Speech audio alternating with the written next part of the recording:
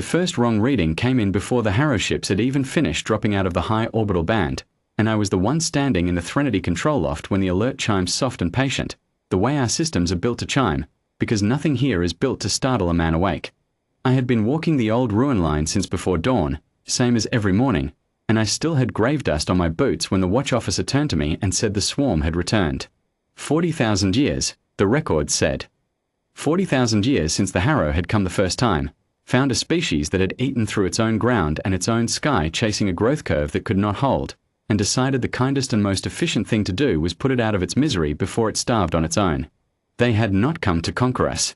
They had come to harvest what was left after we finished failing ourselves. They dropped fire on every refinery, every grid spine, every port, and they left, satisfied that nature would finish the rest within a generation. I knew that history the way you know your own scars. I had grown up walking the flats with my grandmother, who had walked them with hers, 3 full lifetimes back, when the line between the old dead ground and the new living one was still raw enough to ache. By the time I had my own boots in that dust, the ache was something else. Pride, maybe, or just the long patience of a people who had decided, all the way back at the bottom, that they would never again build something that a single bad afternoon could take from them. The Harrow Scout craft came down low over the flats first, the way a salvage crew comes down over a wreck it expects to be picking through alone. I watched it on the loft glass, a lean dark hull skating the haze just above the old slag fields, scanning for whatever scraps of the collapse-era world its sensors expected to find. Rusted gantries, dead refineries, bones. What it found instead was the underside of a living city. The flats are not a ruin anymore. They are a foundation.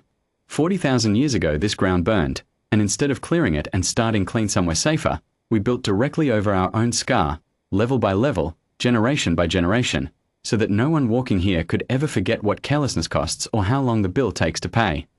The old refinery skeletons are still down there, 400 meters under the reclamation spires, holding up superstructure they were never designed to hold, because we made them hold it on purpose. The dead ground became the spine of the living one. That is the part the Harrow scan could not pass. Their sensors were built to read collapse. They were not built to read a species that turned its own grave into a load-bearing wall. The Scout pulled up hard when the spires resolved out of the haze, and I felt a grim, quiet satisfaction watching it happen, the kind that does not need to show on a man's face. Above the spires, the orbital ring caught the morning sun in a long unbroken line, and above that, riding higher and slower, the picket hulls of the continuity fleet sat where they had sat my whole life and my grandmother's whole life, dark and patient and enormous, doing nothing more dramatic than existing. The Harrow commander's voice came over the open band within the hour, translated flat and toneless by our listening stations, demanding to know what authority had built on a reclamation site that belonged, by salvage right of first harvest, to the Harrow swarm. I almost laughed at that. Salvage right. As if we were a vein of or they had marked on a chart 40,000 years ago and only now gotten around to collecting. The watch officer looked to me, because reclamation engineers speak for the flats when the flats are questioned, and that has been the protocol since before either of us was born. I keyed the channel myself. I told him the ground was not abandoned. I told him it had never been abandoned, not for 1 year of the 40,000, because abandoning it was the one thing we swore we would not do. I told him the refineries he was scanning for were still down there, exactly where his first strike left them, and that we had built our cities on top of the wreckage instead of around it, so that every child raised here grows up walking on the proof of what happens when a civilization outruns its own foundations. There was a long silence on the band. Then the commander asked, in that same flat translated voice, why a species marked for collapse had not collapsed. I had an answer ready, because every reclamation engineer carries one, drilled into us the same way the old emergency drills used to be drilled into children before there was nothing left to drill for. We collapsed once, I told him.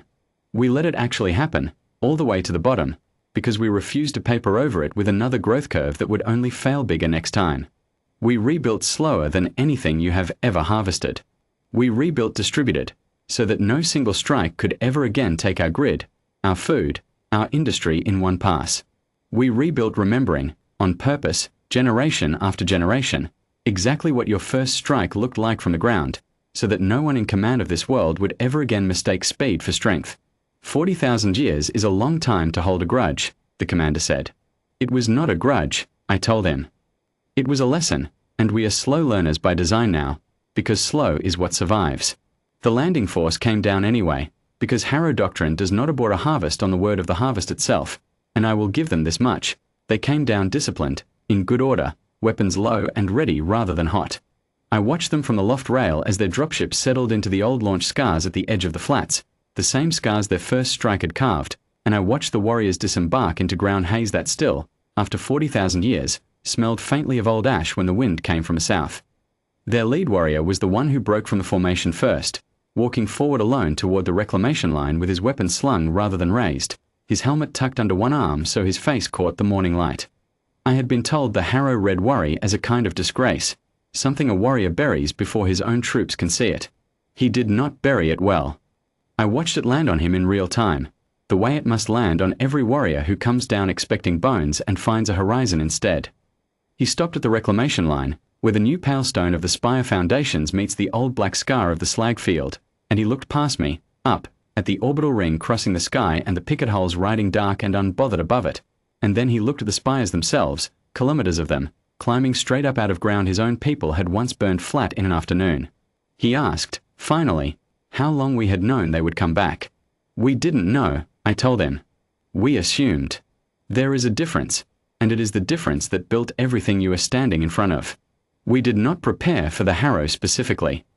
We prepared for the fact that something, someday, would come back hungry, the same way we once came hungry to our own world and ate through it before we understood what we were doing. We built this place to survive that day without needing to know which day it would be. He asked what we intended to do with his force, standing there in our reclamation zone with weapons slung and a harvest order 40,000 year stale. I told him the truth, because there was nothing to gain from anything else.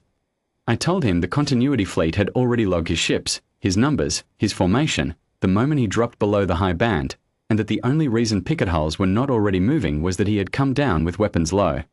I told him that mercy, here, is not weakness performed for an audience. It is a choice made by a people who once needed it themselves and remembered who gave it to them. I told him to take his warriors back to their ships, file whatever report his command required, and carry home one true sentence. The world they marked as finished 40,000 years ago had spent every one of those years making certain it would never be finished by anyone again. He stood there a long moment with the wind moving the ash-grey dust between us, looking less like a conqueror weighing an objective and more like a man doing arithmetic he did not want to finish. Then he settled his helmet back over his head, turned, and walked his warriors back up the ramp without another word, and I stood at the line and watched the dropships lift, and the scout hull climb after them, and the whole formation thin out and vanish back up through the high band the way smoke thins when a fire finally goes out for good. I walked the ruin line again that evening, alone, the way I do most evenings, boots in the same dust my grandmother walked in. The spires lit up gold above me one tier at a time as the sun went down, every level of them standing on a foundation we chose to remember rather than bury. Somewhere far above, past the orbital ring, past the picket line, the Harrow ships were already small as starlight, carrying home a lesson 40,000 years late and, I suspected, exactly on time. I did not feel triumph standing there. I felt the old, familiar weight of a debt finally come due and finally paid in full, the way you feel it when a thing you carried your whole life is, for one evening at least, set down.